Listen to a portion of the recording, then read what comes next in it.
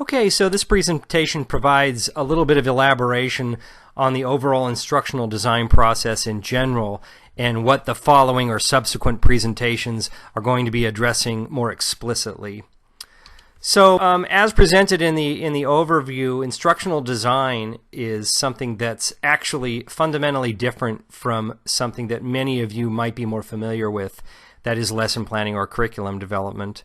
And even though there are many different instructional design models, the one that is presented in this course is sort of an amalgam of many different models, but all instructional design models have a general concept in common, and that concept is something called ADDIE. And ADDIE is an acronym, ADDIE, and it stands for Analyze, Design, Develop, Implement, and Evaluate.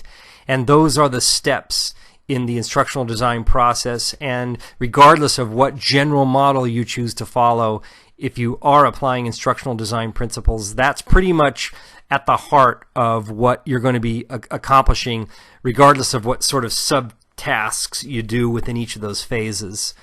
Now, the graphic that I have before you is a big picture graphic that sort of provides a graphic overview of ADDIE with the addition of some important areas that are not traditionally covered in all models, but I do in this model because I think it's really important. And so you'll notice up front on the left that there are actually two phases or two parts to analyzing. And sandwiched in between is something called context. And I'll be talking more about that and why it's important within subsequent presentations. But I did want to point out something really important right up front, and that is that teachers generally learn and begin the lesson planning process with some kind of an analysis. But I'm going to argue that it's really an inadequate one, and at times can even be detrimental to the teaching and learning process. I'll give you an example of what I'm talking about. I sit down with teachers sometimes and they begin the analysis part of the lesson planning process by trying to identify a KWL chart. And in that chart they'll sit down and they'll say, okay, well, what do my students already know? What do they want to know, or what do I want them to know? And then how will I know that they've learned it? KWL. That's a real basic way to analyze and begin a structured design process. But unfortunately, it reduces learning to something that can be can be very misleading and can misdirect some important learning activities, and that is the word knowledge. Considering learning, particularly academic learning, as a collection of knowledge is not the best way to approach good instructional design. I don't even think it's a good way to approach teaching and learning. Personally, I think the best way to regard learning is doing. That is, what do you want students to be able to do forever as a result of being in your class or experiencing your training program or whatnot. Learning as doing. And that does not mean that I am a complete behaviorist in my approach to designing instruction. It just means that I like to operationalize or translate learning into something that I can actually observe happening and I can observe accomplishing very clearly. And so instructional design definitely focuses on that.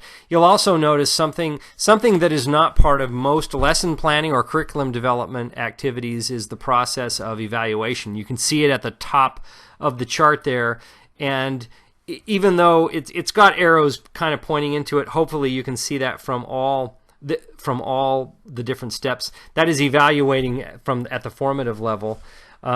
That's something that teachers need to do a better job of in general, formatively evaluating what works and what doesn't work. I think good teachers do it inherently, but it's definitely something that could and should be more formally structured within the planning and implementation process of anything that professional educators do. Okay, now in looking at this chart, I wanted to point out the fact that the notes and the materials that are provided for you in this course are reflected in this big picture model very explicitly, and that is when you analyze something initially, in the case of the course project, trying to determine what instructional goals would be appropriate in order to meet the needs of the client. That's all part of the analysis process that at the beginning, and that involves instructional design steps 1 and 2 that are provided for in the notes. And then the next step, identifying context. This is something that I'll be providing some information about in more detail. I do it in the notes, and I have another presentation. That's the next step, and then you complete the analysis by doing some specific things that are included in steps 4 through 6 of the design of the instructional design process. And then step 7, you'll notice, is way on the right-hand side, and that is the reason why that's way over there is because once you're through with your analysis, then the next thing you do is actually develop your summative or your terminal assessment. How are you going to know specifically that the learners learned what you wanted them to learn? How are you going to know they learned how to do what you want them to be able to do? And that's the next step. If you're familiar with the Wiggins and McTeague model of understanding by design and backwards design, this is where it comes into play. They have identified the importance of developing your assessments as soon as you're done analyzing the learning environment, and then you structure a learning environment to maximize the probability that your learners will in fact acquire those skills. And that is just good instructional design. They certainly didn't invent the backwards design process, and to be honest with you, instructional designers, that is the process. So there's nothing backwards about it. They would never use that term because that is just the way it has to be done.